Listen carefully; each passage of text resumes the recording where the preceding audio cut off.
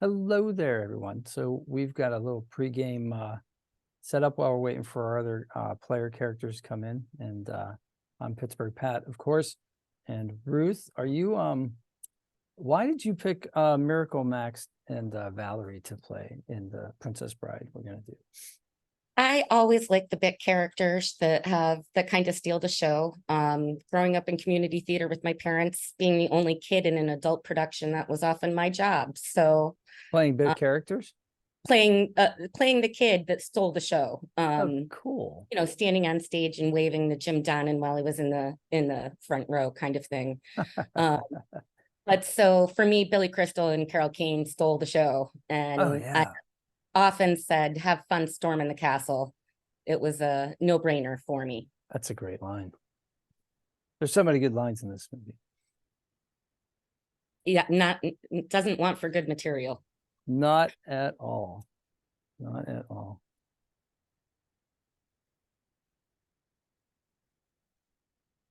So what do you think it's gonna be like playing two characters at the same time? It's not like this whole thing isn't a complete challenge to begin with, so why not just go dive off into the deep end? There you go. Boom. Let's do it. Let's do I'm it. going to rely heavily on my fellow players this first session. It's gonna be fun. Oh, so I watched the movie 3 times this week, trying to make sure that I was familiar with the material. That was my research. So, What did you discover upon repeated viewings that you had missed? it's a short movie, so I hadn't missed much, but there were a couple little details. Like at one point when the after they hit the albino, right, and knock him out, and then they gain access to the entrance, the secret entrance through the tree. It never occurred to me before, like what happened to the albino, but he's there in scene face down in the wheelbarrow. And I think that's the first time I noticed that. And he's there in a couple different scenes. Like they cut away a couple times. Must have been one continuous shot, and they edited it maybe because he's in the exact same position. And I imagine it's an actor. I don't know. I mean, it seems like it would be the easiest way to do it, but it's completely motionless. So And staying completely motionless is actual acting. That requires a great deal of fortitude. yeah, especially if something funny is happening around you, Exactly. or at your expense. But yeah, and then Vizzini was in one of the scenes when Humperdinck is looking for, he's getting the trail of what happened, after the Battle of Wits, and Vizzini's, or his costume, or somebody in his costume is laying, perished. I guess I noticed that. I think I noticed that before, but the albino was the one that I didn't notice. And yeah, I can't think of anything offhand that I hadn't, but I've seen that movie so many times. Never gets boring though. No, it's a perfect pace, really. There's no down moments. They cut out all of it, except, I mean, maybe the frame a little bit. Sometimes they remind you that it is a grandfather telling a grandson the story. But that's probably the only time where it's even like, and those are dramatic pauses to help the anticipation, right? So Absolutely. yeah, it's done very well, I think. I also kind of imagine it's the modern day version of like a scene change. You got to give the stage crew time in between each shot, right? I know Right. it's a ridiculous concept, but I No, like it's going to the theater still. sure. No, that makes perfect sense to me. Absolutely. Yeah, it's funny when you see those kinds of like behind the scenes sorts of as they're often portrayed in movies, with acting on stage. um the one that comes to mind the most is the Olivier's Henry V, right? When they start the movie as if it's a play, and then it transitions into a movie, which I thought was very clever. But you see some of the costume changes and things like that in the beginning, and characters playing, I'm sorry, same actors playing multiple characters and doing that sort of thing. It's pretty fun. So do See, you so ever, we're taking it old school by me doing. what's that? we're just kicking it old school by having me do Max and Valerie both. Totally. Yep. Curious to Going see all who the else- way back to Elizabethan England. Yeah.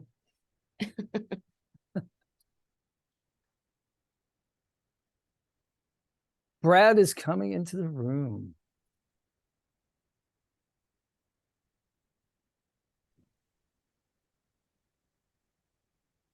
Hello there. What's going on, Brad? Hello. Hello. How are things? Not much going on. My Zoom's being weird. It keeps like resetting itself. What's resetting itself? Zoom. Uh, Because apparently it needed another update despite last week already having one as well. yeah, I had an update last week too. I It's had almost like as bad as 5 Adobe. updates last week. 5. Wow. I mean, it wasn't just every device. It was multiple times on each device. It kept reloading and rebooting. I wonder Jeez. what's going on. In the middle of a CEO meeting. Dang.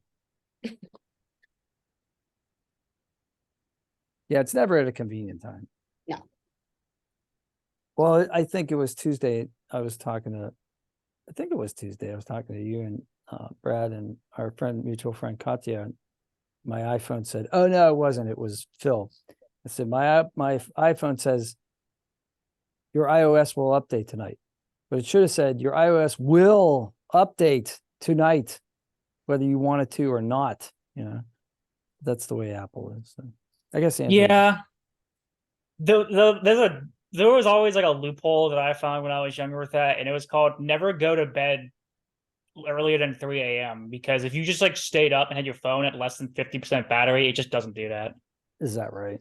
It only updates automatically if it's either plugged into power or if it has above 50% battery when it starts. Oh, okay. All right. And then there's Because also a setting where it won't update unless it's hooked up to Wi-Fi too. So yeah, they have that sometimes as well. But I was a degenerate who used my phone all the time and stayed up to like 3, 4 in the morning when I was up on campus a couple years back. Yeah, it almost never updated unless I told it to at that point. Cool. So Brad, why did you pick the character you picked? Well, it was hard for me to like pinpoint why I picked him at first because I was like, I like his voice, and I felt like I could like force myself to sound something like that, but I couldn't pinpoint why he sounded familiar to me until I realized, oh, he's the voice actor for Rex from Toy Story. And so I always thought that, I always thought that voice was just like a really fun one to try. I did not know that. I did not know that Wallace Shawn was.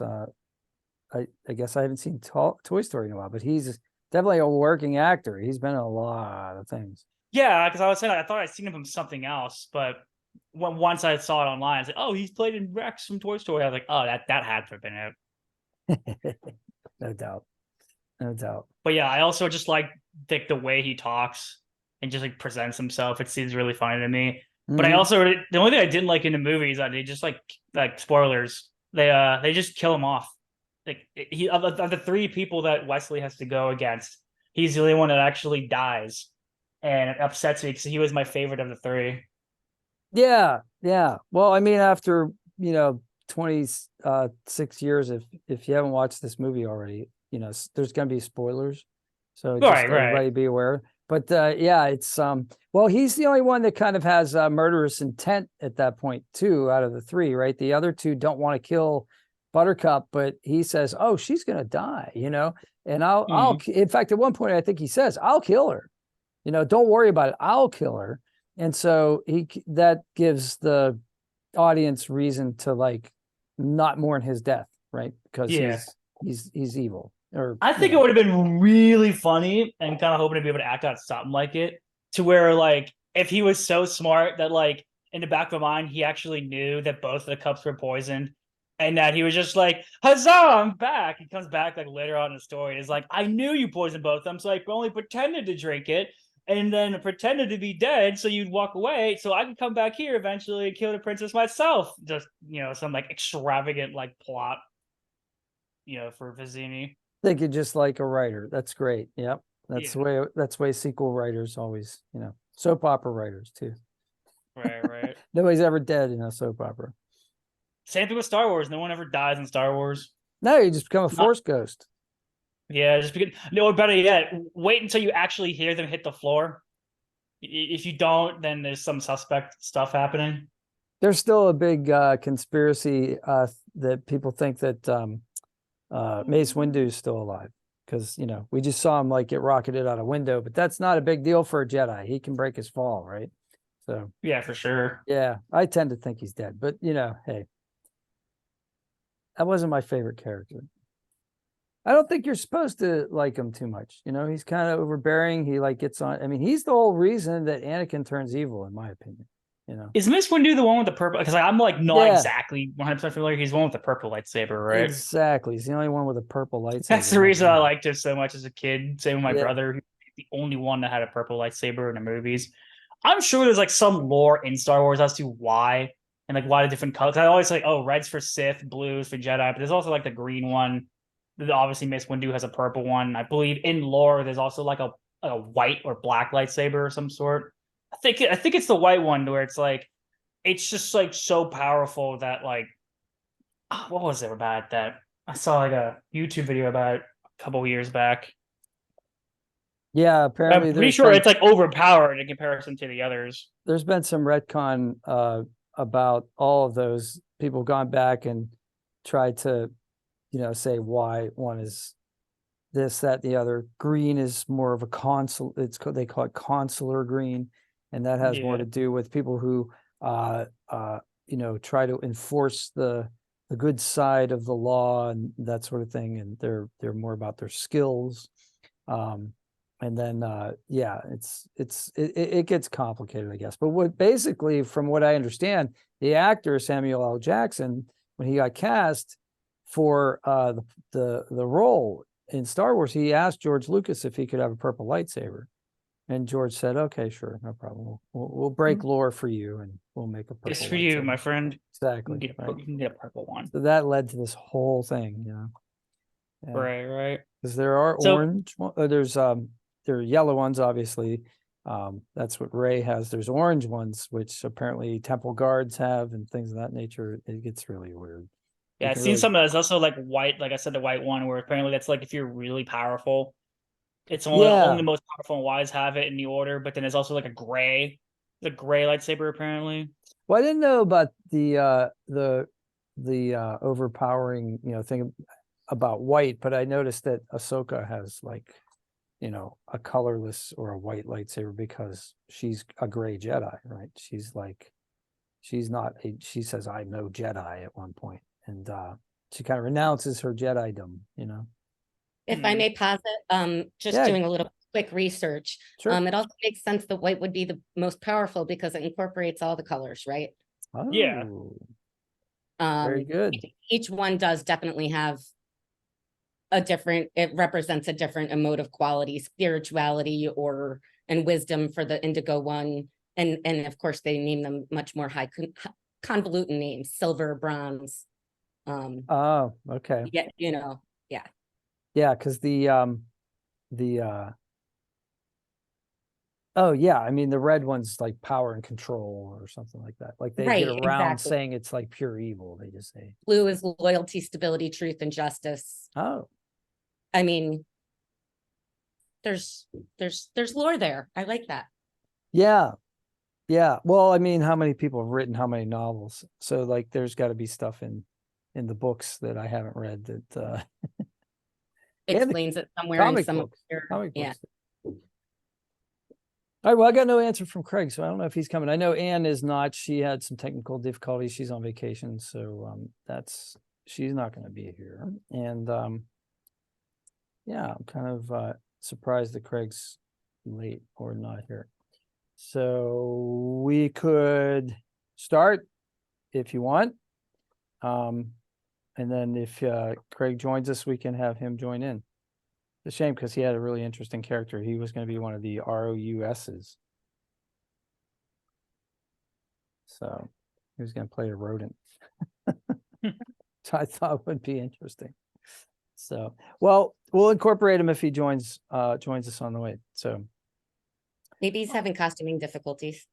wouldn't that be awesome if he were going to dress up like a giant rodent?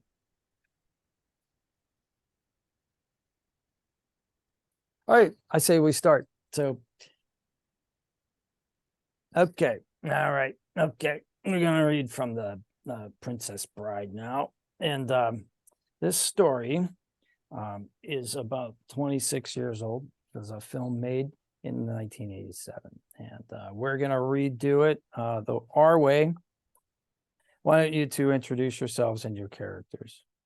Ruth, you were here first, so go ahead. You can go first. I'm Ruth. I am playing Miracle Max and Valerie, combination of the two. I picked these characters because I think they're the funniest and they steal the show. Awesome. Awesome. All right, Brad.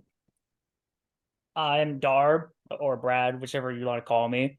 And I picked Vizzini, solely Vizzini, just because similar to Ruth, the reasoning for her character, I think he steals the show in his own way. But in my opinion, didn't get enough of the spotlight for how funny his character was. And like, of course, I understand why they cut him off, but I feel like there's more antics that should have been with like him and the other two. It'd be like the Three Stooges. And without him, it was without him, it's just like, and even in the movie, the two, it's just like confused as to what to do until Wesley shows up towards the end.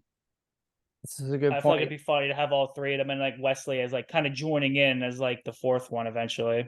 Like the Four Musketeers. Yeah, the four Musketeers, but eventually like replacing Vizzini at some point because like Vizzini's still evil. Like the idea that they had where he'd still be alive, like he's still evil, but maybe he's just like trying to quote unquote manipulate, not smart other people by pretending to be good. He's smart enough to try to do that. There's no doubt about that. Yeah. All right, cool. Well, let's get started. So,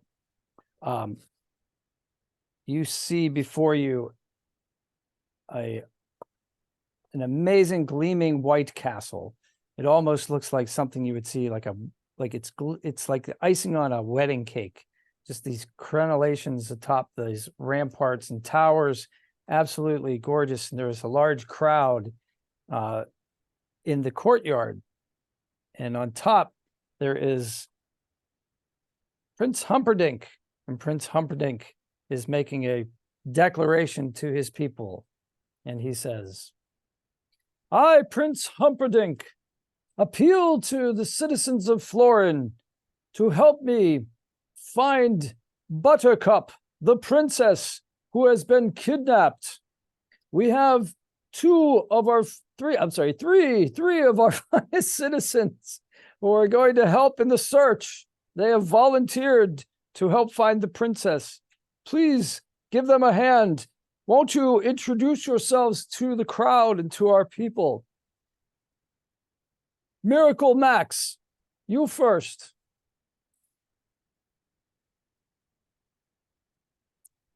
You muted, by the way. Hi. Miracle Max here. Ready to join the hunt for Buttercup. And I've got my wife, Valerie, in tow. She's real good in a pinch, too. We're here to help. Valerie. Oh, thank you for helping your husband, Miracle Max. Say something to the crowd, please. well, this schmuck couldn't get anywhere without me, so I've got to come, or else what else is he going to do? He's useless. And of course, Vizzini, one of the smartest men, if not the smartest man in Florin. That's right, Prince Humperdinck. I'm going to do my best to find her, and I'll not do my best. I will find her, because as the smartest man of this place, I will be sure to find her. It is inconceivable to possibly think that I would not be the one to find her. You could have set me up by myself when I would, but I only have these others with me solely out of respect and kindness to them, to make them not feel bad, do not match my intellect. But listen to this blowhard. Very good, very good. Well, come into the castle and we will give you the latest information that we have about the location of Princess Buttercup. So the crowd gives you all a great round of applause, and fanfare and trumpets sound as you are marched processionally with an honor guard into the portcullis, the gates of the castle. So you enter the throne room, and a kind of a what's the word? Dotard? Is that the word? There's a king who is rather senile, queen on the throne as well. But Prince Humperdinck is standing, and he comes up and approaches you in his best royal blue robes and adorned with many gems. He says, "You will be handsomely rewarded if you bring my bride to be back to me. Thank you for participating in this hunt, this search. We found her, the last we've heard from her, she was taken aboard a ship which left Florin Harbor and headed west towards Gildor. We think that perhaps the Gildarians have kidnapped her. If you could find her, we would be most appreciative. Perhaps you would start at the docks and begin your search." Do you have any questions? Yeah. So, What's yeah. in it for us? What's in it for us for finding Princess Buttercup for you? So there's a very large chest of gold, chains, coins. There are rubies, there are emeralds, there are diamonds. It's about the size of a large suitcase, and it is open, and he dips his hand into it and kind of runs his fingers through it and says, "Will this be sufficient for your services?" So Vizzini's gonna, what's Weir's called? He's gonna investigate to see if that's real or not, Okay, give or me to see an, if he's being faked. an investigation check. God dang it! I forgot my physical dice upstairs. I gotta use my computer. Okay. Let's see this. Yeah, they usually just use a dice roll on here. Sure. And then investigation. Pretty sure you have a proficiency in investigation. I have a proficiency in Arcana and Insight. Oh, okay. So are you So doing an that would insight be check to see if Humperdinck is trying to fool you, or Yeah, to are see if you he's trying to fool us see with if fake money. or you're trying to see an investigation check to see if the money is fake? Right. Well, Okay. I got a 19 base, but I think I get a +4 because my intelligence is 18. Okay. So unnatural 23. So either way, he seems very sincere. He definitely wants you to go and find Buttercup, his bride to be. And the gold is real, as far as you can tell from this distance. There's no doubt. I mean, you'd have to get, an jeweler's eyepiece to look at the gems, but they certainly seem real enough. And they match very closely what Humperdinck is wearing on his person. So, and actually you recognize the florins, you recognize the heads and tails of the coins as the coin of the realm. So doesn't seem to be any deception here. All right, just making sure you're not trying to fool me here. Just make sure you're not trying to swift me with fake money. I don't think you would do that, but you never know. You never know who can trust and who can't trust these days. All right, well, I'll go after her. I don't know what these two want to do, but you got my opinion. You got my vote. Very good. Let's let the loudmouth lead for now. Certainly. All right, so you accept your mission. So how do you want to proceed? To the dock? Yeah, just go to the dock first. Do you you just want to go on foot, or what do you want to do? We should find horses. So you can request them from Humperdinck, who provides you with horses and a cart. So if you're not proficient with horses, you can ride along to the docks. That's no problem at all. You arrive at the docks. It's pretty bustling down here at the docks. There are more than one ship that's being unloaded, and there are a few that are, look like their sails are ready to go, and they're rigged and ready to go. And there's probably at least 36 people walking around doing various tasks. What would you like to do? What are the various people doing? Let's see. Well, there's somebody unloading a big barrel of fish. Looks like they're going to put them on a cart to go to market with some straw to keep them from sliding around in the back of the cart. It also looks like there are some sailors that are maybe new crew, and they're hauling things onto one of the sailing ships, and there's kind of people you would find working the dock, basically coiling ropes, basically, and then a couple people just kind of loitering, just kind of smoking pipe or just hanging out, resting. Well, it seems to me we should be asking some of these people if we can get any information on the people that might have taken her, if they saw her go. I leave it to me. Leave it to me, guys. I'll talk to him. I can get words out of him real easy. So he walks up to the nearest person, particularly to the one, I guess, with the barrel of fish. Okay. Excuse me there, good sir. Roll a constitution check. Constitution check. All right. Sure. I guess because of the smell. Fishy smell. 17. I have an 8, so that's -1, so 16. It's pretty smelly, but you somehow are able to put a cloth across your face and approach. But go ahead. Oh, hello there, my good sir. Yeah, what do you want? Well, first off, is there any way you can maybe make this smell just a little bit better? Just a little bit. Oh God, where did you get these fish from? And then he reaches his hand into the bottom where most of the fish that have been gutted, their entrails are, and he kind of plops it onto the back of the cart. Was this better for you? Most certainly, most positively better. Yes, it is inconceivable how you can make this smell so wonderful. Now, if you could do us a favor, we're looking for someone special, a Princess Buttercup on a ship. Did there happen to be a ship nearby? Did you happen to see a ship leave here recently? I mean, if you're talking about the prettiest woman I've ever seen in my entire life, yes, there was someone who fit that description and left on a ship about 2 hours ago, headed east towards Gildor. Yep, that sounds like a place. Those filthy Gildorans, as always trying to rough up our feathers. In fact, I think that ship over there, the Silver Elephant, is heading towards Gildor. Is due to leave at any moment. Who's the captain of that ship? Where can I speak to the captain? I want to speak to your captain. So he says, I wasn't on that ship, but just go right up the gangplank. I'm sure that they need some more crew anyway.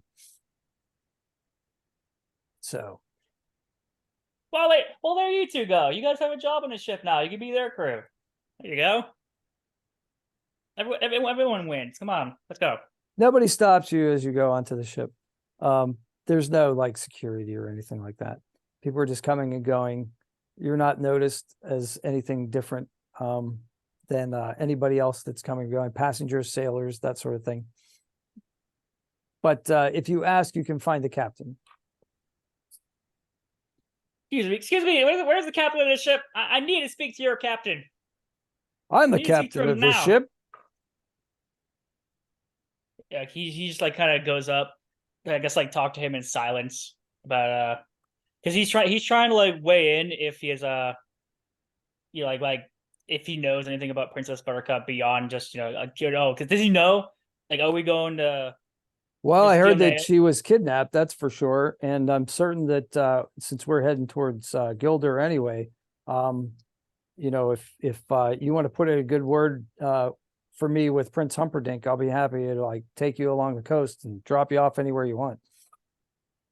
Sure, yeah, I'll sure do that. So long as you can get these two a job here, as your crew. They've been doing nothing. They've been doing nothing this whole time. We need them to do something. You so got that way, I'm not doing all the work. I can make a mutton stew, man. A mean mutton stew. Got any mutton? Yeah, go down below. There's definitely the mess needs a little bit of help. The food has just been salted pork and fish lately, and we could definitely use some variety on this ship. There you go. Make some good grub. Go make some good grub. So you guys put underway for Gilder, and you start heading east. Not far into your voyage, you do spot a sail ahead of you, and it looks like they're making for these giant cliffs.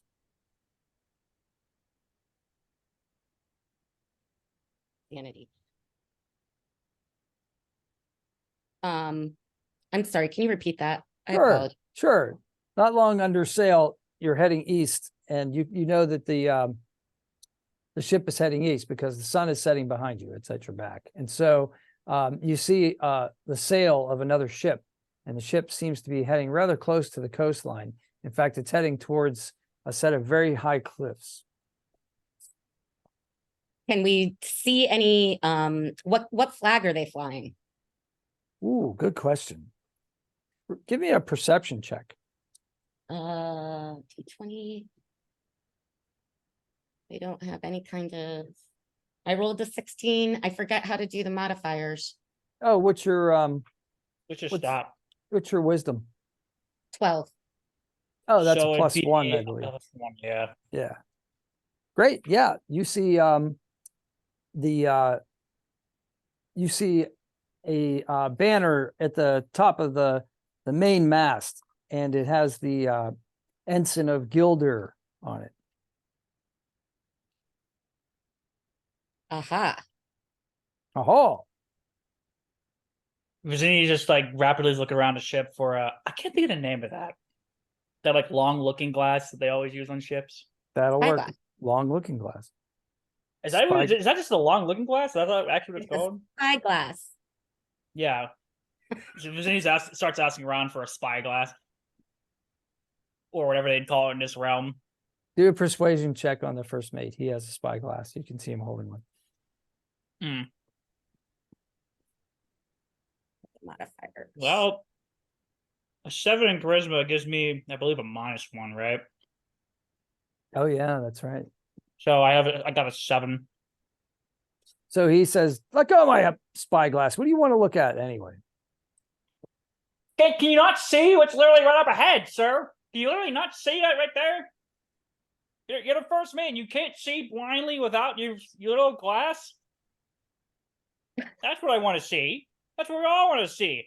Those nasty Gonans are going to get the princess before we do. They probably have her. He turns his eye in the direction you're pointing, and he says, "Sail ho! Sail ho!" The captain says, "Come about, follow that course." And so now you're pursuing the ship. The ship seems to be coming into a small cove, and it disappears out of sight, but the captain is in hot pursuit. Is there anything you want to do before you catch up to this ship? How long do it would take for us to catch up to them? Not long, probably about 15 minutes or so. Virginia's going to go take a nap. Why do you guys do that? I need to get some rest. I need to recharge my brain for this upcoming encounter. Sounds good. Alrighty. I guess I apologize, guys. I guess Miracle Max is serving up mutton stew to the shipmates, and he's asking around. Do we know of any who these Gilder people are like? Because I don't get out much, and we're chasing these fellers trying to get a hold of Princess Buttercup and whatnot, and I think it's important to know who we're going up against. So the stories that you hear are, Gilder is the traditional sworn enemy of Florin. There is an uneasy truce at the moment, but there have been rumors of war in the last few months, possibly breaking out again. The slightest insult, the slightest incident would probably push the situation over the brink, and then there would be war between the two countries. The diplomacy. This is pretty much common knowledge. It's not something that you would need to check to get. Gotcha. Mm-hmm. But I'll tell you what, I'll give you inspiration for coming up with that. Actually, you guys both start with inspiration, which is fine. So you know about inspiration, right? Yeah. You can use the re-roll or something of that nature. Okay. Brad, you muted yourself. I don't know if that was on purpose or not. No, yeah, it is. I'm eating Okay. my lunch right now. So- I didn't want you totally- to hear that. That's totally cool. And you want to eat, drink, or do whatever you want. That's totally fine. If you need a break too, you just raise your hand and we can take a break. I'm perfectly fine to keep on going. Cool. Just gotta do multitasking here. All right, great. So the ship pulls into the small cove where the other ship disappeared, and you see a long rope stretching from a great height. The ship is still there, but there seems to be no one aboard that you can see.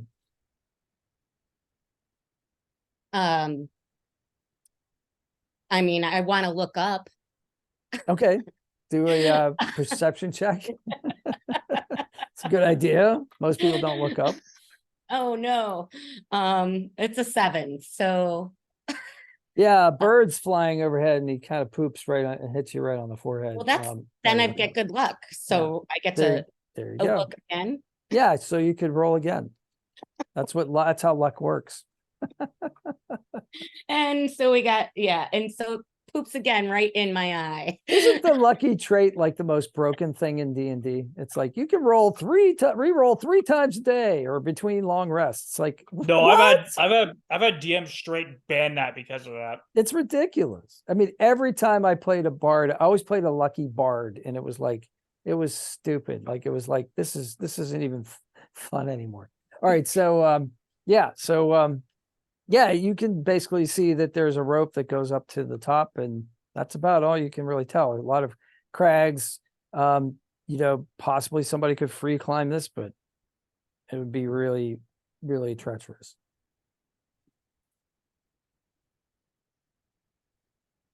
I want to investigate around is this just water? Is it just a shoreline, a rocky shoreline, or is there a beach?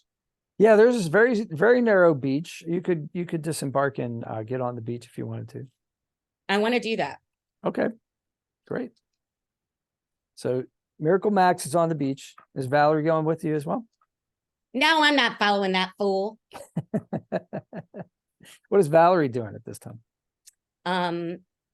Valerie wants to see if she can look up as well. Okay.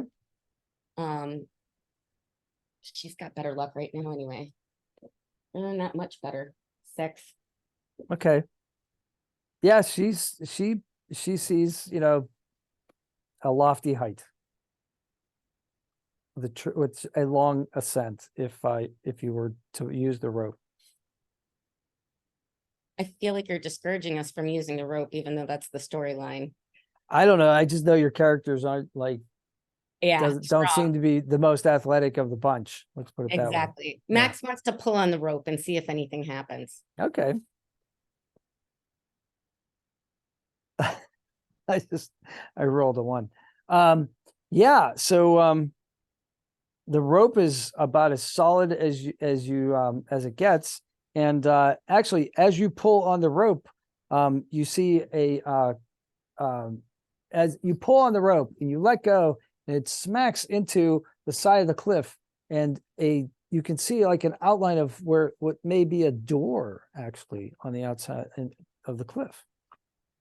There's a door here. Can you believe this? In the middle of the beach, there's a door. Well, come on now, folks. Let's go through. I feel around. I push. I pound. No problem. Door opens, and you see a staircase that leads. Pretty steep, but definitely roughly hewn stairs that lead up. Tally ho! Off you go. Very good. Vicini, are you still with us? Yeah, I'm still here. Okay. Do you follow? Yeah, I got what's going on here. All right. So you guys, it's kind of like almost a spiral staircase going up inside the cliff, but you do reach the top, and there's an open doorway that reaches out, and you can see a giant boulder with a coil of rope over it, and the rope runs over the edge. So after a pretty good ascent. Oh, my sciatica. Roll initiative. Oh no. Do we both have to, or just her? Both, all three actually. Valerie gets 11. Mhm. Ooh, Max, damn it, gets 19. I got a 7. Cool. Max, you see a flash of steel and you hear a voice say, "Hello, my name is Inigo Montoya. What are you doing here?"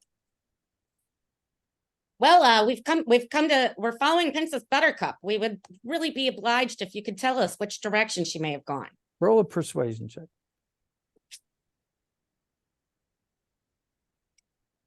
Big money, no whammies. 2. Two. That's probably the biggest whammy you could have got. Except for one. Oh, one would have been better, probably. I don't believe you. Why should I believe you? What are you doing in the middle of nowhere? This is crazy. Valerie Yeah, pushes Max out of the way. Now listen, my husband's an idiot. I apologize. You were clearly an intelligent man. I am clearly an intelligent woman. Why don't we come over here and I can explain to you that we can give you a firm finder's fee for helping us. He's just starts laughing to himself. Inigo is intrigued. Inigo says, well, there's not that much money in the revenge business, so I think let's talk. Well, revenge. Who are you trying to get revenge upon? When I was very young, this six-fingered man, he come and he killed my father. He slaughtered my father. He was supposed to pay for a sword. He offered him 1/10 what the sword was worth, what he originally agreed to. Slaughtered. I devote my whole life to fencing so I can, the next time I see him, I will be able to avenge my father. Oh, well, see, now we can help you with that. We See, can help you with that. Well, that would be wonderful because I have practiced many years of what I want to say to him when I see him. Do you want to hear what I want to say? I mean, of course, please, sir, please. Oh, it would have been funny if you said no. Oh, no, sorry. I will say I don't know that we have time for all that. Oh, I will say hello. Oh, I'm sorry. We don't have time. Okay. Well, let's go. There was a man here. He was in a black mask. Fezzik told me never to trust anyone in a black mask. He was a very good with the sword, and he throw dirt in my eye. He fight dirty, and that's why I lose because I am a great swordsman. But he's some kind of scoundrel or pirate. You can't trust him, and he ran off that way. I can tell this man's a smart man here. To be able to interlay such an intelligent pun in there, I like to be a good wordplay. I'm gonna start saying that and take all the credit for it. Okay, roll a charisma check. Oh, yeah, that's right. Yeah, that'll be funny. Roll a charisma check. Well, so I did manage to get a 15. Oh, okay. Inigo is immediately enamored with, well, charmed by you, let's say. Not in the D&D sense, but he's definitely has an affinity for you. Let's put it that way. You guys strike up a good rapport. He says, now we're just gonna find out when we have the crew. It's gonna be hard to persuade them with a charisma of 7, but I'll manage. We've done worse. So you head off towards the direction of the tracks that Inigo is able to indicate to you. And you start going across some very beautiful country, pretty much what Ruth has in her background, actually. And but then the terrain turns a little bit rocky. And you come upon you can see a mass of stones. Actually, roll a perception. Everybody roll perception. I'll roll for Inigo. Oh. Well, don't even worry about it. Inigo rolled a 20. So Okay. Inigo says, that's it. Fezzik is laying down among the boulders. Let's run. What is wrong with my best friend, Fezzik? And he's running now. He's broken into a full sprint. And before you guys can, I'm assuming your movement speeds are probably just pretty much average. Anyway, Inigo runs ahead of you, and you can see him trying to resuscitate his friend Fezzik, this giant, presumably Fezzik. Honey, hurry up. Help the poor man. What are you just gonna stand there like a lemming? Come on, let's move it. All right. Will you leave me alone?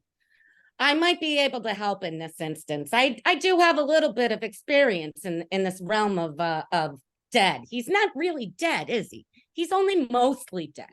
Why don't I give him a hand? And in What in heavens are you return, talking about? pardon? What in heavens are you talking about? Mostly dead. Either you're dead or you're not dead. Why are you No. He's only mostly, trust me, there's two different kinds. This dude is only mostly dead. Here, look. Okay, well, maybe he's hurting, but we can help him. And I would like to cast resurrection and blow the life back into him with my bellows.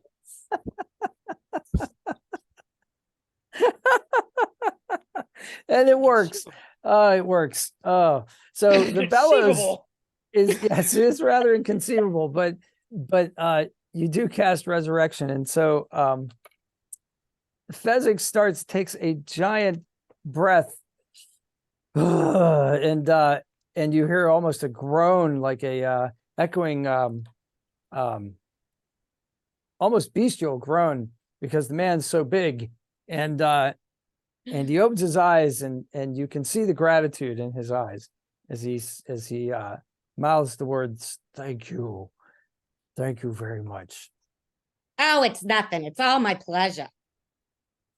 So he rolls over and tries to pull himself up. Inigo tries to help him, and he does rise to his feet, and he is a full 8 feet tall, and it's nothing that you've ever seen before.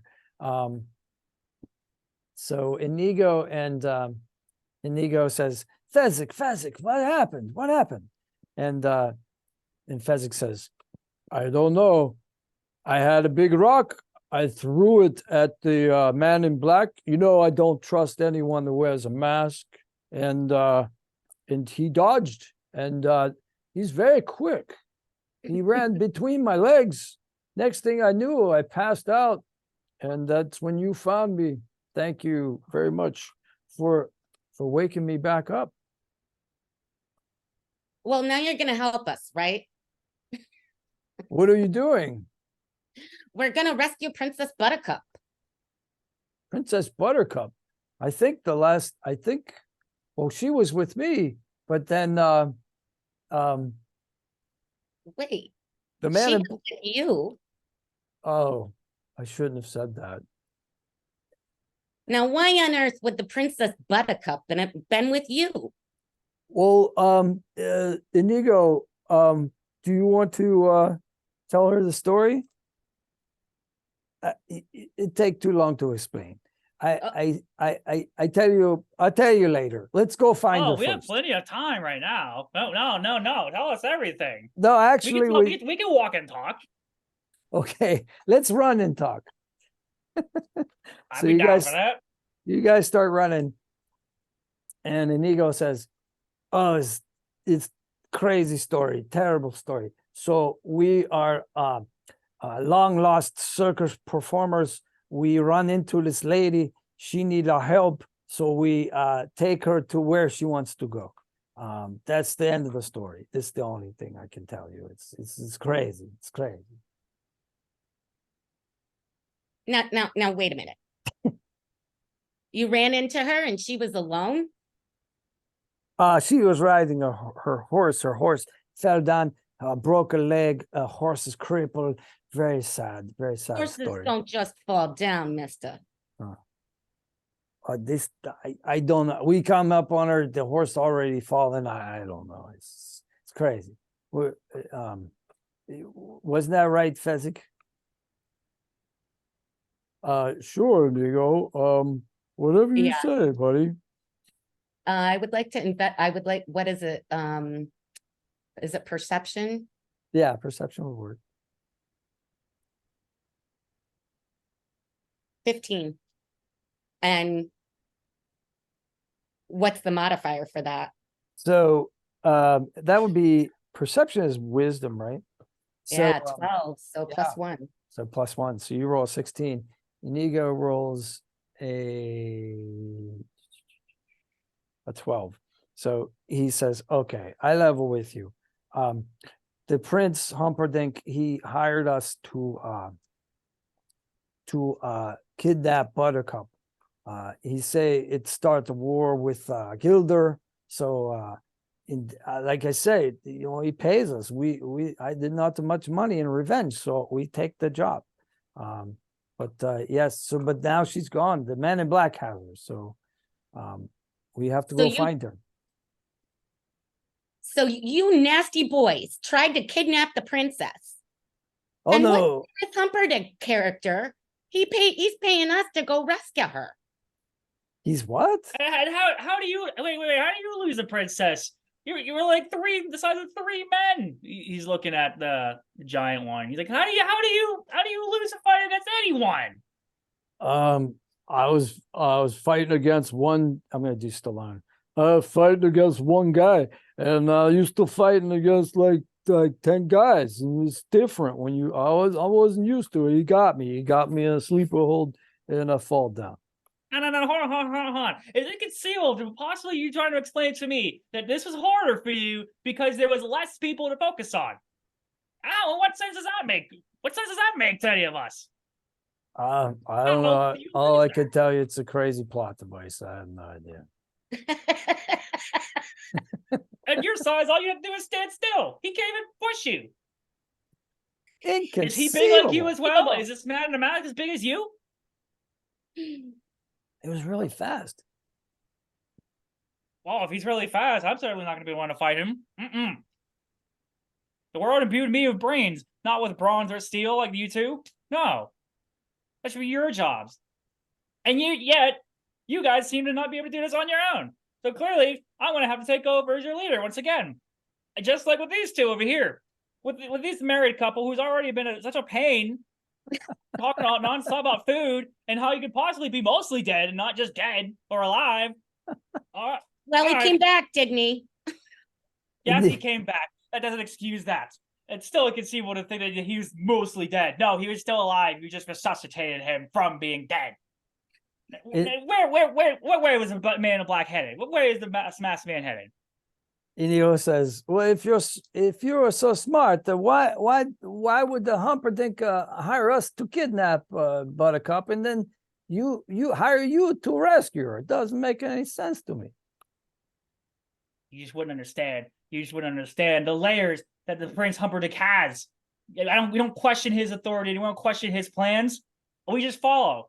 We just follow. We get the money, and then we can go away. We can go far, far away from this place and live our own lives and make our own kingdoms. So I'm going to break the fourth wall. Craig, welcome. Hey, sorry. No, don't worry. It's actually just about perfect. We're almost ready to get to the fire swamp. So so I'll pretend I'm Peter Falk again, and the story so far. Vesini and Miracle Max and Valerie were hired by Prince Humperdinck to find his kidnapped Princess Buttercup, his bride to be. They followed via ship, found a secret passage up the cliffs of insanity to the top, where they found Inigo Montoya waiting for them. And he said that he had fought a duel and lost because the man in black threw sand in his face and was able to escape. And then they came upon Fezzik, who was found lifeless on the ground. Miracle Max resuscitated him. And then and that's basically where we are now. The five, Valerie, Miracle Max, Vecini, Inigo Montoya, and Fezzik are all trying to follow tracks in the direction that presumably the Man in Black and Princess Buttercup have taken off. Yeah. So towards the fire swamp. So, how are you today? Very good. Very good. All right, good. Yeah, I apologize for being late. I completely flaked. And like I've been working, it's a long story. But suffice to say, I was moving a lot of heavy stones around, and Oh my. I got tired and fell asleep, and then woke up and said, "Oh, wait a minute. Oh, I'm supposed to be somewhere. it's 2:30." It couldn't have happened at a better time, actually. It weirdly So, sounds exactly like what's happening in a story too. pretty much Man, the heavy rocks. Moved around heavy The heavy stones. rocks. Yeah. Got sleepy. Yeah. Yeah. Mhm. That's pretty much There it. you go. Good. All right. So back into the story. Back to the story. Back to the story. So you guys see roll perception checks. Everyone except Craig. We're not here yet. I'm not here Your- yet. Your yes. character's not in there yet. In fact, yeah. Actually, that's not true. You can roll a perception check as well. Max Grab my got a phone real quick, 13. hang on. I forget what Valerie got, but it was low. Okay. Forget what my perception. Darb, 13 what'd you get? plus- Vecini. Wait a second. 8, Teeny. 13 plus 4. Perception is wisdom, right? Yeah. Plus 4. So 17. Oh wow. Yeah, I would have gotten a 16 then. You guys see two figures silhouetted on the ridge line, and they seem to be moving relatively, pretty good clip. Not exactly running, but they're not walking either. They're moving pretty fast along the ridge with the clouds in their background. Hmm. I say we pursue. So you continue to follow them. Very good. They disappear over the hill as you approach. By the time you get to the place where you had seen them, you can see them traveling along the valley floor towards the fire swamp. So, Craig, we'll do a little isolated thing with you. So you're an ROUS, is that right? Tell us about Correct. your character. Tell the audience, tell everybody about your character. Well, I'm a rat about the size of a border collie. Are you smart as a border collie? Probably. Well, at least as dexterous. I don't even know if Probably I'm as as smart as a I've border had a collie. border collie once, and they were pretty smart. They're really smart. Yeah, so probably not that smart. Okay. Sort of average intelligence, but that average for a rat. But they're big, so They're big brains. I might be surprised. Yeah, I might surprise you. Okay. So what would you like to do with your rat character? You see two, you're an inhabitant of the fire swamp, and you see two humanoid figures fast approaching along the ravine floor towards your home. Yeah, and I probably see. Well, let me. 11 perception. Yeah, a 10's good. I'll probably So notice them. Would I notice the followers above them then? People chasing them. I would say no. I would say that you're not looking up at this point. It's Not pretty looking high. up. It's a pretty good height. So yeah, they probably wouldn't be in view yet. All right. Do I smell anything? Notice Oh. anything? Go ahead and roll for smell with advantage, right? Or do you Oh, just right, have yes. do you have advantage or proficiency? I forget. Advantage on attacks, advantage on perception of smell. Yeah. Got it. Yeah.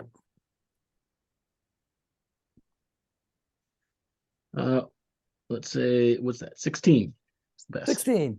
So you smell a combination of a very slight hint of kind of a floral scent.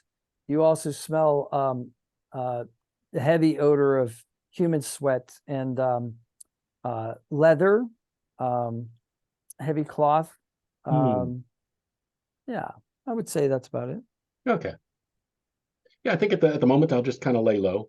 Definitely two animals that are exerting themselves. Ah, very good. They've run for some distance, probably. So I'll sort of hang back, not exactly with the other ROUSs. They're all kind of doing their own thing and have pretty much noticed them, but are also keeping a distance. I would say the floral smell probably attracts them a little. Not one of the usual smells in the swamp of. It's not the swamp of despair, is it? No, it's the fire swamp. So not one of the usual smells. That's more like smell of putrescence. Putrescence. Yes, absolutely. I love when the ancient brewer says that. So yes. So the queen of the queen of putrescence approaches. All right, great. Back to the cliff tops. Back to the chase. Yes. We'll start with Miracle Max. What is Miracle Max doing? He's huffing and puffing. Mhm. Where did those horses go? It's a good question. We have any horses? Valerie, what's Valerie doing? Oh, shut up, you twerp. I mean, they're just trying to catch up as fast as they can. Sounds good. Vicini. We lost the horses? All right, I called a big guy there to carry me. I ain't walking that far. You guys should have called for him first. No. I was the only one to think of that. He's mine. Yeah, I called dibs. So you I try don't know to if dibs exist you try in to this world. persuade Fezzik to carry you. Is that what you're saying? Yeah. Roll a persuasion check. Or roll whatever you want. What do you want to do? Yeah, I'll roll a persuasion check because apparently I wrote a 19, a base 19. So I got to see what my. That'll be enough. That'll be enough. Yeah, it's like an 18, I think. Yeah, he somehow decides to be fun to give you a piggyback ride. So all you have to do is send them back to Greenland. That's right. You could threaten him with unemployment in Greenland. Greenland. Yes. So he says, "I'll take care of you," and he puts you up on his back. He has a kind of a backpack, and you kind of fit into it, sort of like a lapdog. I just became a Clank from Ratchet and Clank there. That, or maybe you're 3PO on back of Chewbacca, something like that. Yeah, something more like that. You clumsy oaf, that hurts. You put my arms on backwards. Yes. All right, great. So yeah, you guys can see you can see Buttercup and Wesley running along the ravine floor into the fire swamp, and you're up on the hilltop. How do you decide to proceed? Do you want to Can go? we yell at them? I want to yell down. Yeah. Hey! Yeah. Wait! Come back! Buttercup hears nothing. Wesley also hears nothing. I rolled double threes. I don't know if you can see that. Mm-hmm. So yeah, that was pretty cool. So they're so intent, and they're so like they're basically inside the fire swamp now, so they can hear like the animals, like the screeching of animals and the popping sounds of flame spurts and that sort of thing. You also actually roll a perception check. Oh yeah, it's pretty loud. I mean, you can hear the popping sounds of the flame spurts as well, and you see now you know why the fire swamp is called the fire swamp, because you can actually see like a burst of flame coming from the ground right near them, which catches Princess Buttercup's the edge of the hem of her dress on fire, which Wesley quickly attends to and extinguishes, and then they disappear under the cover of the trees and vines that mark the border of the entrance. Let's follow them in. You're gonna go follow them like directly into the swamp?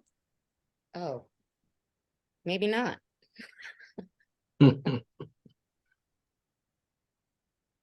What do you think, team? We could circle round the other side, but then we wouldn't meet up with our Roos friends. So yeah, I think we should just follow them in.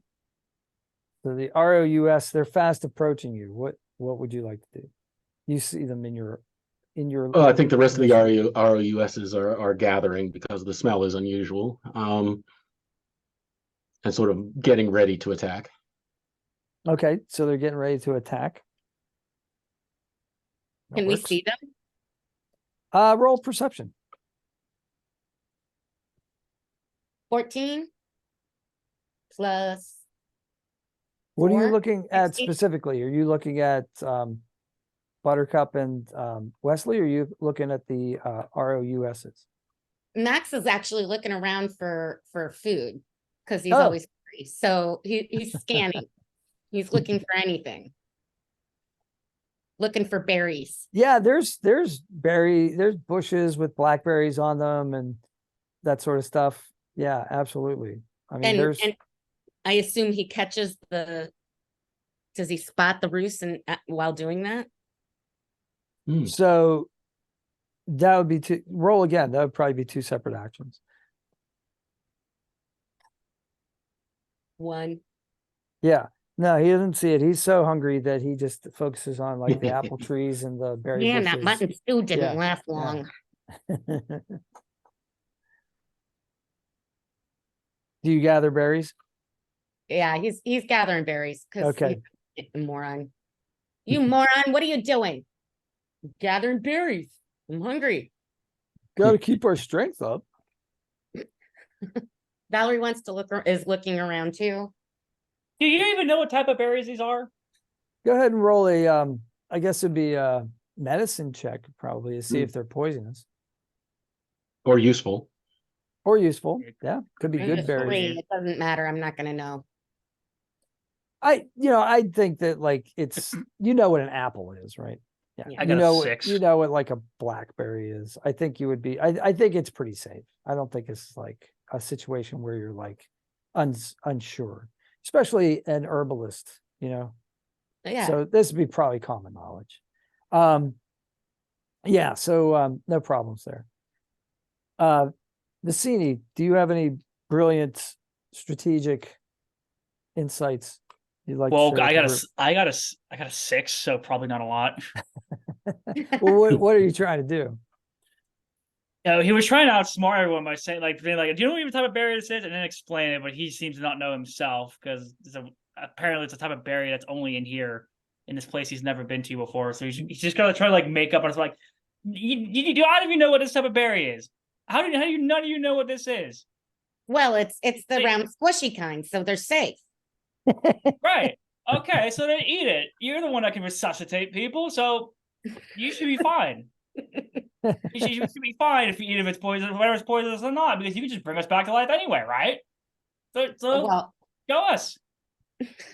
And he goes like, actually, he should be the one that doesn't eat it because we need him to resuscitate us if one of us dies. So stay in the back. All right, thank you for volunteering yourself then. I knew that would work. And And he he throws goes- the blueberry to him. You do it then. Nice. Inigo's got his sword out and he's ready to rumble, ready to lead the way. I thought you were about to say that he's like that he saw the blueberry flying towards him or whatever it is. He just gets ready to have a sword and slashes it in half. I thought that's where he was gonna go with it. Fruit Ninja. Yes. He just fruit ninjas it. It's Fruit Ninja. Yeah, he'll eat it. He's hungry. No effect. No ill effect. Looks like tastes very good. So yeah, so basically they're in the fire swamp now. You guys going in or are you gonna circle around? I think we should just go on in. Just going right in. Okay, sounds good. Yep. All right. All right, so you can hear the hack and slash of rapier cutting vines. You can hear a pop, pop, like a fire spurt every once in a while. And you can also hear like, strange bird-like sounds coming from the trees as you approach the entrance, which you basically go from like this beautiful, bright, sunny day, and there's almost an immediate barrier of gloom as soon as you enter the canopy. And the darkness level just increases, light level drops precipitously.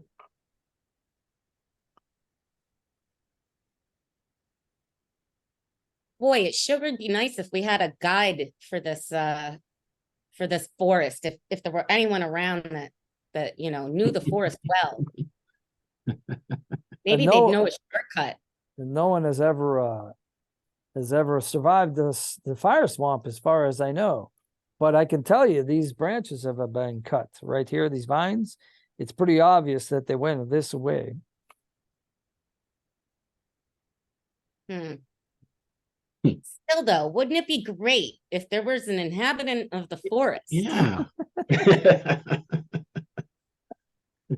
Roll a animal handling check. Now, if this were Ruth rolling, we wouldn't need to roll. 12 plus, what would that be? Dexterity? Animal handling? Probably Yeah, I'm handling is wisdom. Wisdom, yeah. I would say. Yeah. Really? We'll say Miracle Max did it then, and it's 16. Great. So Miracle Max has. Vizzini did it and got a nat 20. Oh wow! Yeah. Let him do it. So Miracle Max is remembering when he was young, he had a pet mouse, and he remembered some of the squeaks that it used to make, and he starts trying to emulate those squeaks. That's more like a guinea pig. Okay, maybe he had a pet guinea pig. That kind of works. Yeah. Rabbits don't make noise. Not unless they're in pain. And So then I'll come out cautiously and come out of the gloom underbrush. and then Vicini, he seems to speak almost fluent rat, being one himself. No, I'm just kidding. But Very rat-like. I'm speaking with my kind. Brother! Yeah, so I go, let me run a smell check on okay, this crew. okay. Oh god, we're gonna smell bad because of the fish. 13. Yeah, so In you particular, smell- paying attention to their packs and the food, any food that has been getting gathered. Well, you definitely get a hint of mutton stew, and then also kind of fishy smell. They were aboard a ship, and then you also get like that kind of necrotic smell from maybe someone who was mostly dead but then revived, and and then also you get this kind of oily smell from someone who polishes his blade a lot. So a lot of stuff going on. I've learned here. to avoid sharp things like that, so stay away from that and go more towards the fishy, oily, smelly one. Who's making the friendly rat noises? Okay, so you guys kind of scoot around. I guess this is the party that's coming in to the here. Let me do this. We'll use our mat. So this is the party that's coming in to the to the swamp, and then we'll say this is Buttercup and Wesley, and then where do you want to be, ROUS? Oh, probably not there. Back where the main group is. They sort of Wesley and I just watched them run by. You watch them run Not so by, so you're interesting. Didn't kinda smell so like- good. These guys smell interesting though, so I'm gonna okay. hang Yeah, out there's and more stuff going on there. more stuff going on. Okay. Which one? The one who's picking the berries obviously has berry stain. Yeah, that's right. You got Yeah, like a Max and- blueberry smell. Max and Valerie are gonna seeing this creature, gonna assume that he's either protein based. And so Max is gonna offer him some jerky that he's got, Uh-oh. or vegetarian based, like a Mhm. normal rabbit. And Valerie's gonna offer him some berries and carrots. Perfect. Oh, okay, great. Make a willpower saving throw, ROUS. Willpower, I love it. Wouldn't that be appropriate? 15. Yeah, so you smell a bunch of different stuff, and if you want, you could resist charging headlong into to it, but up to you. Yeah, I'm not going to charge and attack the food necessarily, but sort of Mhm. approach cautiously. Take a few nibbles. Okay. All right. So you seem to have developed a friendly rapport with an Yeah. ROUS in your party now. Is your name Harvey? You're the biggest rabbit I've ever seen. Harvey's a good name. I like Harvey. That's We'll perfect. call him Harvey. I will call him Ralph. And I will love him and Raymond stroke him the Stacy. wrong way, and I will call him George. Ralph love or that Harvey. I cartoon. like it. Well, you found the rabbit. What would you like? What would you like to name this new species that you seem to have discovered? Well, it certainly falls into the lagomorph family. So, that's an interesting question. How about lagomorph firestartum? Because it resides in the fire swamp, but firestartum sounds Latin. Oh, I would have come up with a better name myself, but you're the But one there that we found go. it, Thank so you. It is what Thank it you. is. But we shall call him Harvey. Harvey. That works. Harvey. I'll learn to react to Harvey.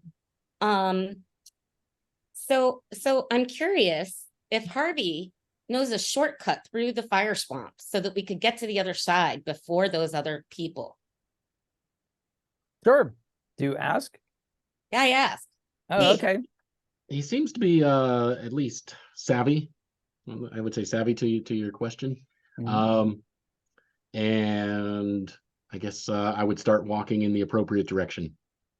Okay, so you take the lead. I look Gotcha. back and try to bring them along. Make Max sure that Valley they're Pub. following you, right? Mhm. Gotcha.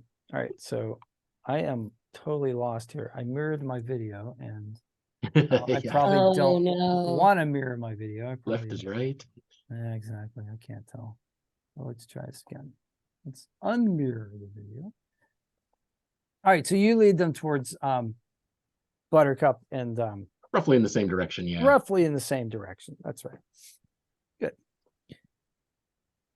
All right, so yeah, it looks like what's happened though is Buttercup and Wesley have stopped, and there seems to be a large group of humanoid figures on horseback in front of them. And so you've got them kind of penned in, like, or hemmed in. There's a party in front that's blocking their progress, and you're behind them. It doesn't seem like the party has noticed you. The new party has noticed you, and it doesn't look like Wesley or Buttercup are interested in looking behind them at the moment. They seem to be intent on what's in front of them. Should we maybe spread out and still under cover, but try to advance a little bit so that we can hear what's happening? Okay. You definitely do that. Can Oh, we hear what's happening? Yeah, you can definitely hear what's happening. They're actually at this point shouting at each other, You can hear the voice of Prince Humperdinck saying, "Surrender." And you can hear Wesley saying, "Death first." And then you hear Buttercup say, "Do you promise not to harm this man?" And you hear Prince Humperdinck say, "What?" And you hear Wesley say, "What?" And then you hear kind of a mumbling conversation. So I think we better, well, Max leans over to Valerie and says, "I don't think we're on the right side of this, Miss Valerie." She's like, "No kidding, you moron." And she turns to Vasily. "Vasily, this situation is not what we thought it was. I think we better get our hands on Miss Buttercup and then I sort it agree. out afterward." Yes, So yes, I I think agree. Okay, so I think that we better disarm these other people because How they do you look. suppose? How do you suppose we do that? Well, that's a good question. I've got one trick up my sleeve that I can try. I've got one as well. He pats the big guy he's been piggybacking on. We don't even need any brains for this. We got bronze right here. Right on. And So Valerie comes out of the forest and she casts vicious mockery Oh, okay. on the Great. entire group. Okay. And just starts berating them. Look at you, Mr. Big Shot. Here we are just about to rescue this lovely lady. Now, why on earth are you even here? But I'm hoping that vicious mockery might stun them so much that they just drop their weapons. All right. So they definitely direct their attention towards you, as they did not expect anybody to be coming out of the fire swamp. I mean, they didn't even expect Wesley and Buttercup to survive the fire swamp. So now they're seeing, this young, rather frail, this rather frail looking woman come out and start like yelling at them, accosting them. So they're definitely stunned. You would definitely have the first round of any initiative that you would want to do. Well then, I want to cast vicious mockery on the lot of them. Okay. Does your mother let you talk to ladies that way? They all seemed a little bit like looking at each other and kind of in that sort of like sheepish, embarrassed way, like, oh, I'm sorry, I don't know. We were just being boys. I don't know. That kind of thing. So yes, it seems to work. Okay. What's Vicini doing? Just watching in awe. Okay. Just such a way with words. He's taking notes. He's secretly studying and taking notes, but again, he's gonna act like it was all his idea. What's the ROUS doing? Sort of looking between all of these and trying to judge what's going on. I think I'm going to side with the biggest one. Okay. The biggest one on which side? Being Fezzik. Or Fezzik. no. Yes. Okay. So you kind of like sidle up next to Fezzik, maybe? Yeah. Sort Okay. of like Sounds see good. what he's going to be doing. All right. Trying to get my image set here.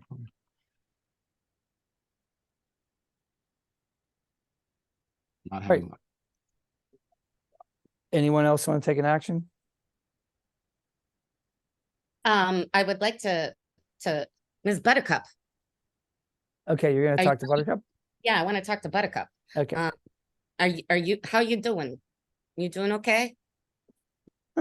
Well, I just was reunited with the love of my life, who I thought was dead for 5 years.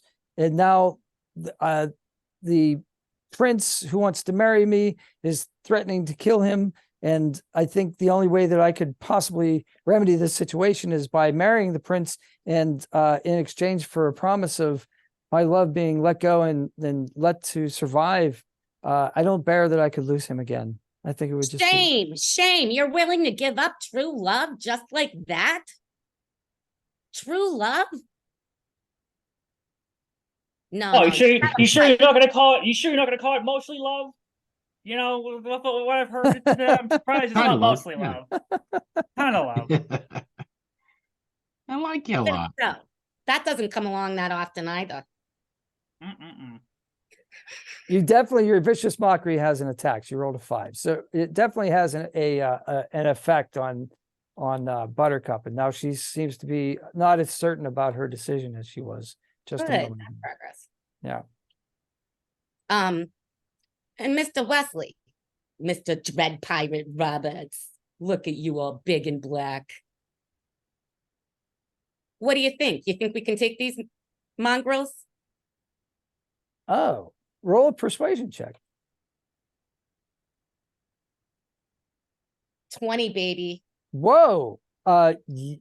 Wesley is like, I don't know where you came from, but I'll take any help I can get. Yes. Advance, charge, he says. Everyone roll initiative. Yeah.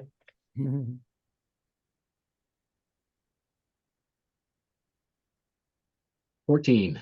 Okay. Oh, with dexterity though too. I got a 1. Okay. Bezik's going last. I mean, Vincini's going last. Valerie got As 7. expected. Dexterity. Actually, that's a 16 for me. Oh, wait a minute. How do you modify? Dexterity. Yeah, it's Oh, always Dex. Oh, that's a minus. Yuck. So Valerie got 5 and Max got 8. Okay, that makes sense. That actually makes sense. Yeah. Okay. And that makes sense. The RUS would go first. So yeah, so you guys get first round. Wesley rolled a 20 and Buttercup rolled a 17. So Wesley, Buttercup. So Wesley attacks Prince Humperdinck with his rapier. He slashes, but Humperdinck dodges and Wesley misses.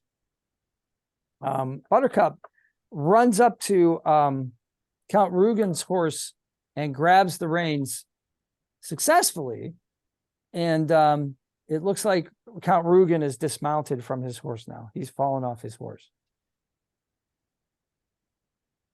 ROUS, your turn.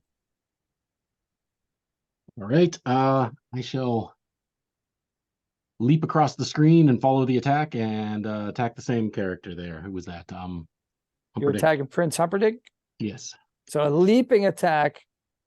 Let's see. So if I sort can- of fly across the screen as though thrown. Nice. Like that? Yeah, exactly. Okay, roll your attack roll. And I attack. It's I think with advantage if someone's next to him, if someone's within 5 feet. Yeah, okay. Somebody's within 5 feet. So we're good. Yeah, because 13. Even with advantage, not so great. But oh yeah, you hit. Roll damage. now the damage is not so much, just a single bite. Mm-hmm. 3 damage. Okay, so 3 damage. So Humperdinck says, I believe that is the first time the rodent has ever had the audacity to bite me. He takes the bite. Inigo's turn. Inigo runs towards Count Rugen and says, hello, my name is Inigo Montoya. You killed my father. Prepare to die. And they start dueling, slashing back and forth vigorously. Fezzik looks around for a heavy object to throw, and he's trying to pull a tree stump out of the ground, basically. So that's going to take a turn. Miracle Max, it's your turn. See, now you didn't give me weapons and I forgot to think about it. That's what I was kind of hoping you guys would do on the ship, like find I'm something. No, super sorry about that, but I No, feel like that's we okay. would have a quarterstaff maybe. Does that work? oh, like a walking stick or something like Yeah. that. Okay, I'll give that to you. Absolutely. Okay. So then that's 1d6. Find your d6. Who are you attacking? There's Oh, 2 right. guards. There's Prince or Count Rugen, and there's Prince Humperdinck. Who's on the ground? Count Rugen, he's currently in a duel with Inigo Montoya. Oh, well, then I'm gonna stay away from the is there who can I hit with my quarterstaff close by? You could hit any of them. And is Humperdinck still on his horse? Humperdinck is still on his horse. He just got bit by a flying rodent. Gotcha. Well, I'm gonna try and hit him, not Okay. his horse. Because Hit I him, like but not his horses. horse. Okay, sure. Roll attack. And oh, that's the D20 first. Sorry, you can tell I'm not 6. Doesn't make it probably, huh? So you run up to the horse and to Prince Humperdinck, who is currently struggling with a rodent biting him and trying to throw him off his off him. He's basically in the saddle with him, and you just swing and a miss. Basically, it's like this. You pretty much wind up like Babe Ruth and just strike out, and do kind of a twirl as you do. You kind of twist and kind of fall flat on your buttocks. Yeah, And then right. Valerie would be next. And Valerie is going to throw a dagger as soon as I find my I'll D4. be right back. I have to bounce out for a second and come back. Yeah, in. no problem. She's going to fling a dagger at him, Mhm. at Humperdinck. Okay, Come on. roll your attack roll. 10 plus dexterity would be 8. Oh wow. Yeah, she hits. Definitely. Really? Where were you? You said it. Oh, you mean it was an 8 total or it was +8? No, it was 8 Oh, total. it was an 8. No, so you throw a dagger and it like whizzes Yeah. past Humperdinck's head, and he doesn't even notice. He's so engrossed with the giant rat that's trying to gnaw at his neck. Great. Vicini's turn. So Vizzini's all he's gonna do, being like the weakest link physically in a party, he's just gonna kind of like point his finger at people and be like, "How are you missing? They're right there. Just throw a dagger at them, not at the air beside them, not behind them, at them." All right. But he's like young at them. He's actually not gonna do anything as far as like fighting. Well, so roll a d20. We'll make this almost like a bardic inspiration kind of thing. Yeah, in what's the word I'm trying to use? An accidental, I guess. Yeah. He got what would that be? Like, was that like a modifier or anything? Was it just the dice? I'm gonna call it like an attack roll, maybe. Just roll. What's the d20 roll? I got a 2. A 2. Okay, so that's no help at all. But good try. And then back to the top. His intention wasn't to help. He just wanted to be angry. So so Humperdinck is able to throw the ROUS to the ground, and that's pretty much his turn. Rugen is trying to fight desperately for his life and is not doing well. He's fending off Montoya, but he's not. It looks like Montoya is going to get the better of him. Where are we here? We are at. Oh yes, the 2 guards. This guard runs to Humperdinck's defense, and this guard is running to Rugen's defense. We are at Montoya. No, he was after the RUS. Okay.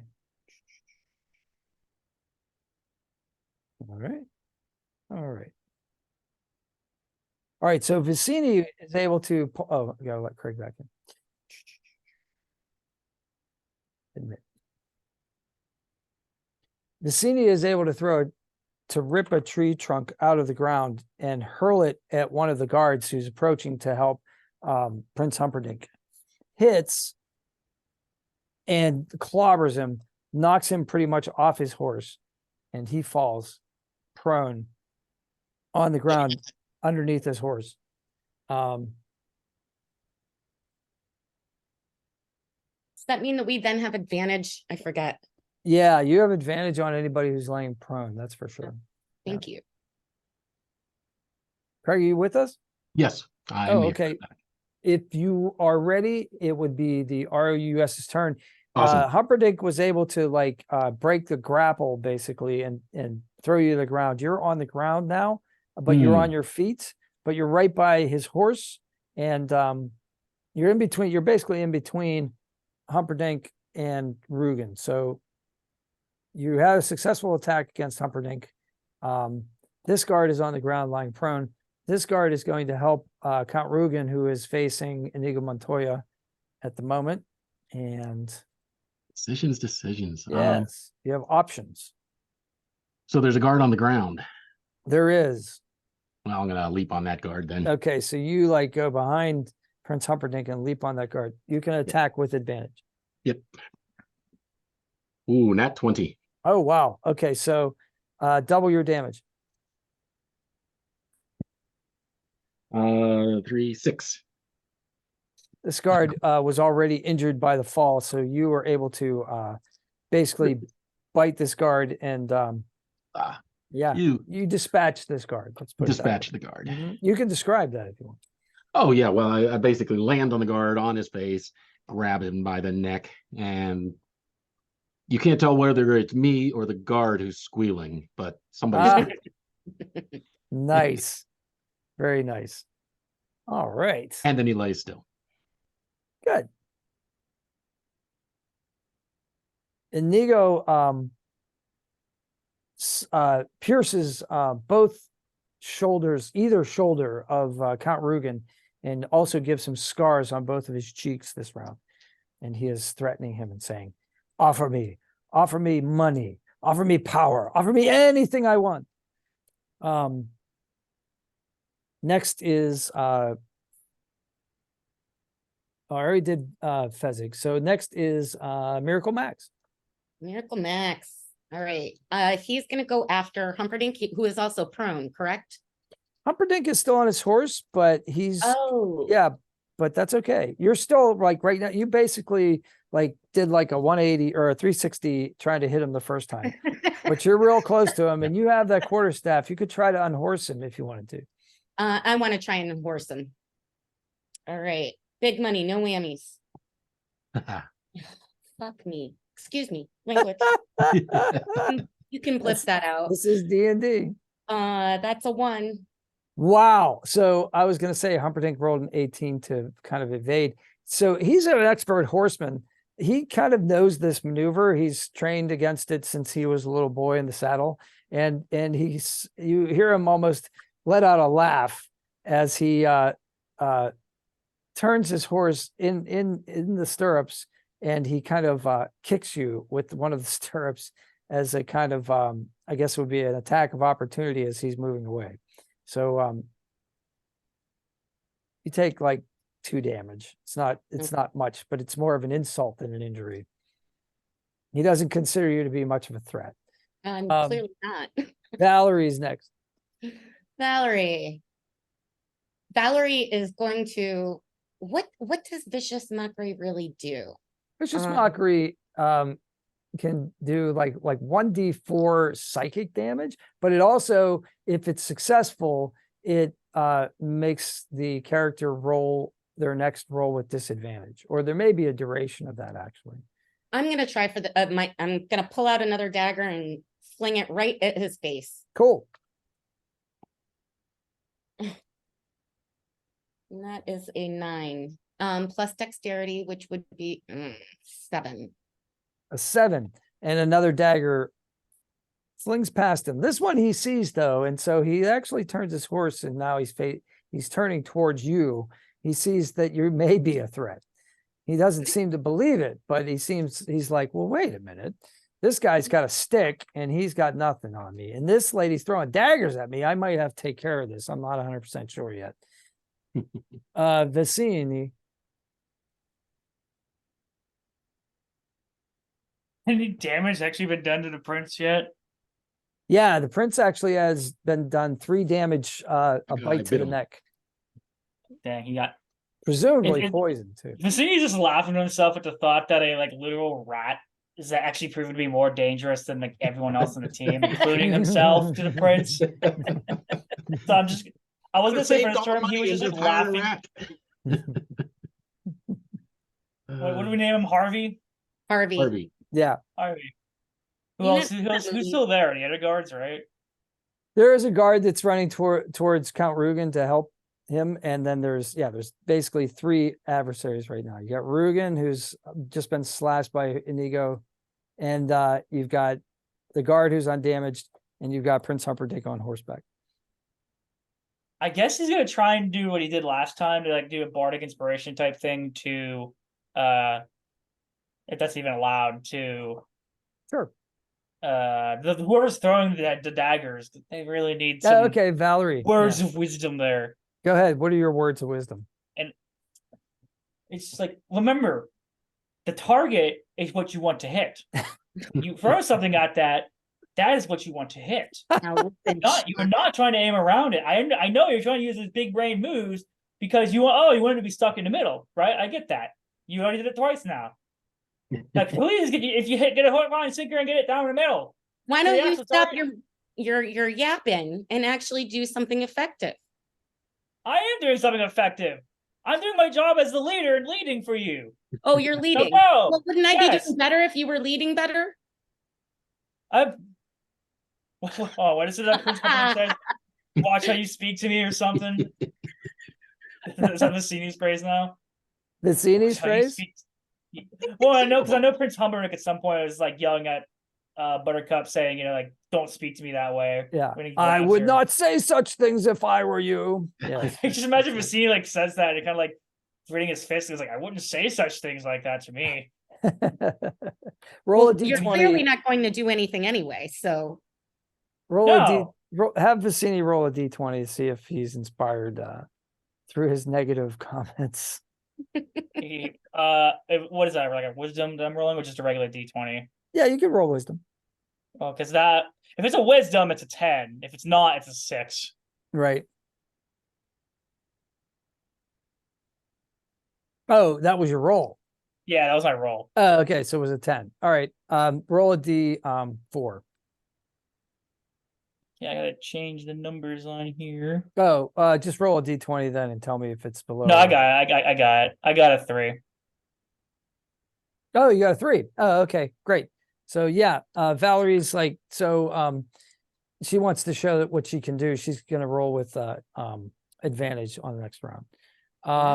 But right now, Count Rugen has taken his licks to Inigo Montoya, and he says, "I want my father back, you son of a," and he dispatches Count Rugen, who is now dead on the ground. The guard is less than inspired to remain here, so you can see him kind of turn and start to run away. Humperdinck is still on horseback. He's heading toward Valerie. He brings out his sword, but does not bring it to bear yet. So it is the ROUS's turn, and basically you have a fleeing guard and dead Count Rugen and a Dead guard. yeah, and a dead guard too. And then you also have Humperdinck on horseback bearing down on Valerie. Actually, in the Valerie's mean, close to him. yes. Okay. Mhm. Then I shall fly through the sky and aim for Prince. Okay, roll your attack roll. can Mhm. I give him an assist by continuing to like distract Humperdinck so he doesn't see him coming? Sure. What do you do? I engage him in conversation and say, you coward, you're gonna come at a little old lady. What's wrong with you? And I'm like, come and get me. Here I am. Okay. And you know what? Miracle Max can get involved too. What would Miracle Max be saying at this point? I mean, oh God, I'm sorry. I didn't have him prepared. Oh no, that's okay. I didn't mean to put you on the spot. I just didn't thought think it'd about be it. fun to bring him in because Um, you might have something to say. Go ahead and think about that while Craig rolls his attack roll. Okay, 13. Okay, so you fly through the air and you you just seem to be able to like land in the saddle with Humperdinck. He's got one of these like kind of like shaped like a bowl, like he's really firmly in there. Like there's really no way that you can't just land in his lap. Like it's just the way the horse's neck is and the way that he holds his reins. So you kind of land right in his arms and roll your bite attack, your damage. Yeah, roll your damage. 2. All right, so like you give him a really good bite. Where do you want to hit him? Yeah, I guess on the cheek would probably. Okay, like you say, something where it's going to be visible, like something. Yeah, exactly. Yeah. Yeah. To the pain. To the not pain. such a pretty boy anymore, are ya?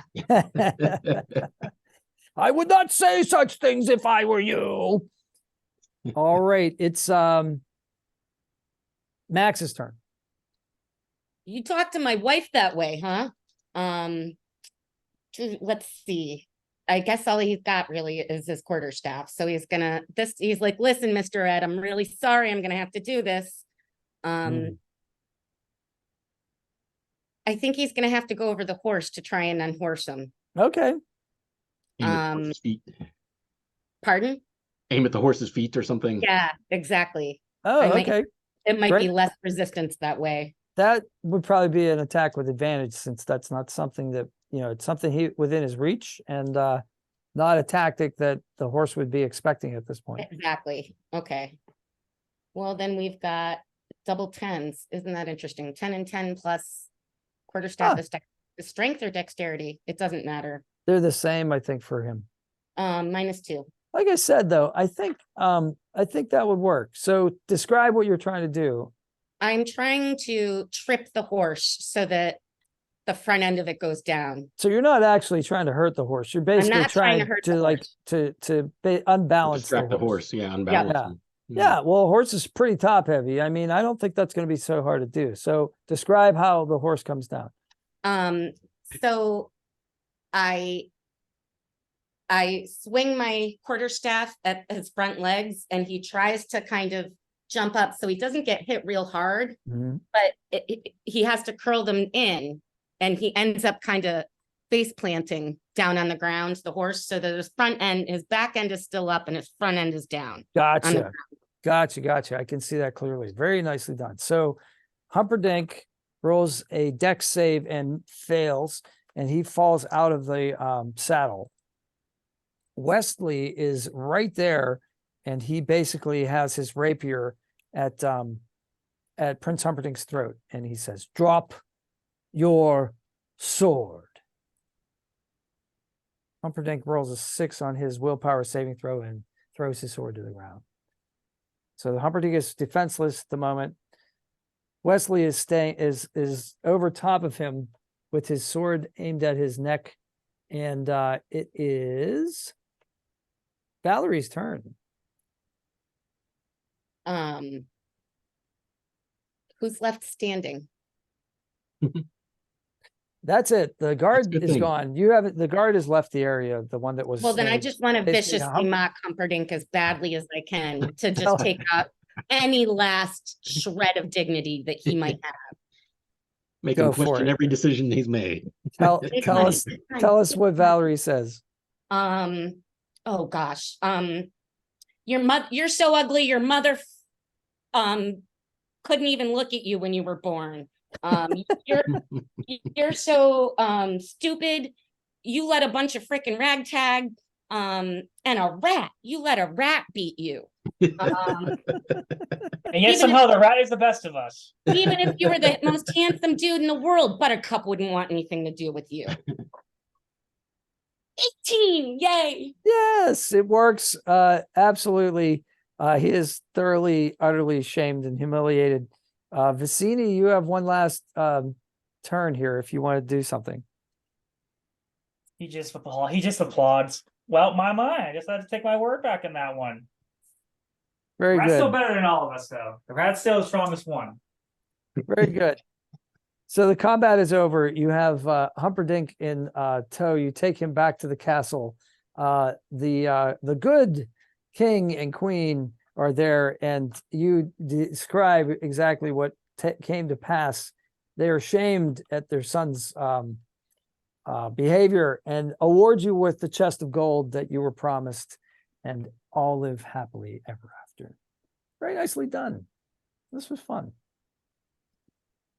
Good job, guys. I think this was a pretty good first outing. What do you guys Does think? he shrink? He gets to become a pretty cute little mouse now. Yeah, well, I clean up There's nice. a mage that turns him into a cute mouse. So Exactly, it's the enraged. Oh, Miracle Max wants to like do a wild shape or something on him, like Exactly. transform. Okay, all right, that's cool. Could probably have that happen. Miracle Max could probably take his job back at the castle and have access to all the magical. Oh, yeah, I forgot he used to work for the king. He used to work for the king, but the prince fired him. Yes. That's why he wants revenge. Exactly the same reason that Anakin Skywalker wanted revenge, because he didn't get promoted in his job.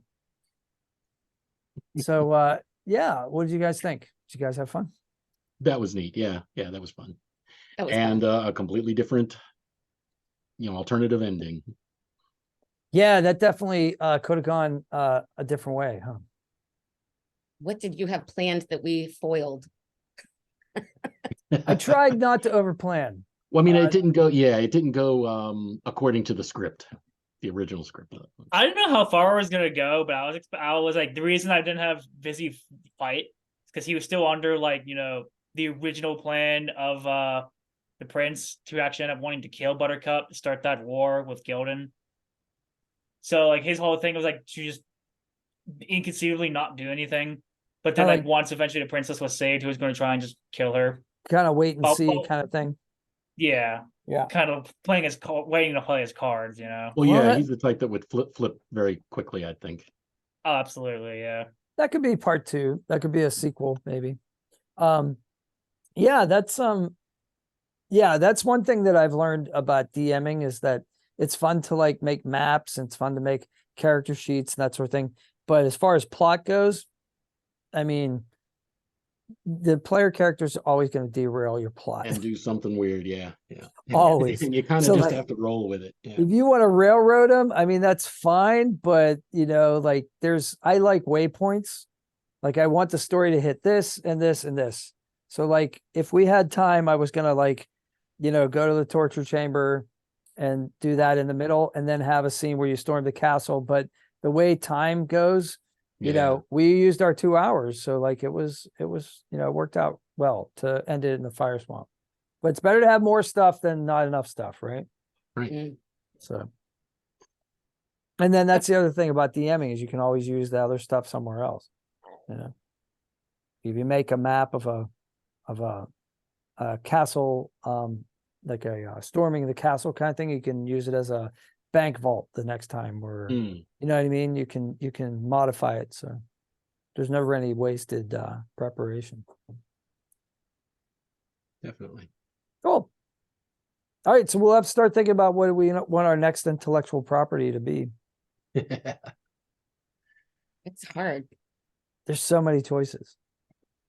The other thing is, Ruth and I were talking about this independently, but I was thinking about a name for our group and maybe like starting a separate YouTube channel for it. And I like the idea of D&D reboots.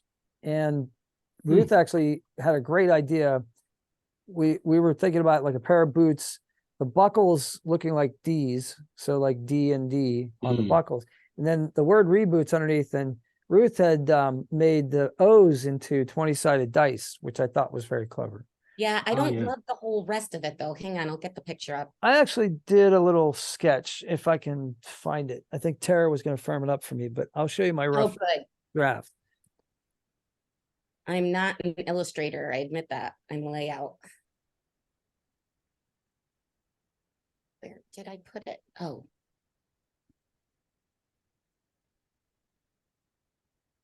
Messages. Patrick.